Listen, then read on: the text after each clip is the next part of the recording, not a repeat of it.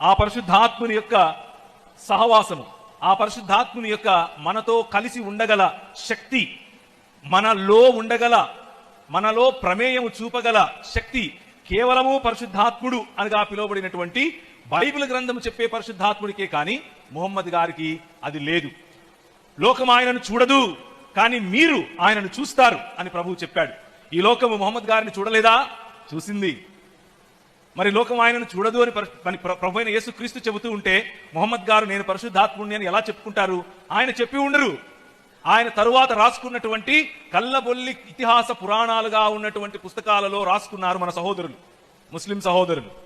కనుక మీరు నమ్ముతున్నటువంటి తండ్రి, కుమార, పరిశుద్ధాత్ముడు అన్నటువంటి ఏకదేవుడు, ఆ దేవునిలో అంతర్గత భాగమైనటువంటి సంపూర్ణముగా దేవుడైనటువంటి పరిశుద్ధాత్మ దేవుడు మన మధ్యకు పంపుతాను అని చెప్పాడు ప్రభు అయిన యేసుక్రీస్తు. ప్రభు అయిన యేసుక్రీస్తు చెప్పినట్లుగా నేను మరణమైన తర్వాత, నేను మరణాన్ని జయించి తిరిగి లేచిన తర్వాత నేను మీతో మీ మధ్య గలిలయ ప్రాంతంలో కలుస్తాను అని చెప్పాడు. లేచిన తరువాత ఆయన మగ్దలేనే మరియకు కనిపించి, ఏమయ్యా తోటమాలి అనుకున్నాను, నా ప్రభువును చూసావా? ఎవరైనా ఆయనను మోసుకొని పోయారేమో అని అంటే మరియా అని పిలిచాడు. రబ్బుని అని ఆయనను చూసి పరవశించి, మరి నన్నేం చేయమంటావు ఇప్పుడు అని అంటే, సువార్త చెప్పు అని మొట్టమొదటిగా సువార్త ప్రకటించడం కోసం, ఎవరికి సువార్త?